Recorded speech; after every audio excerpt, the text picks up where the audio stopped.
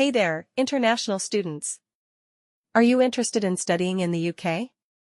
In this video, we'll break down the application process and requirements for you. Let's get started. There is no application fees. First, let's talk about intake.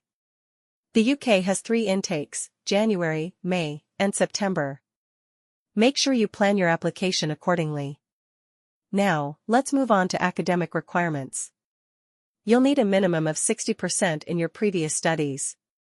Additionally, you'll need to show proof of English proficiency with an IELTS score of at least 6.0, with no band less than 5.5. But, if you scored 70% or higher in English in your 12th grade, you might be eligible for an IELTS waiver.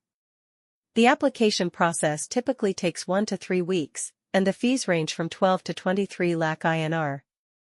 Keep in mind that you'll need to show funds for tuition fees and living expenses.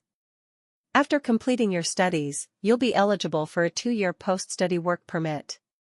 During your studies, you can work part-time for up to 20 hours per week during term time and full-time during vacations.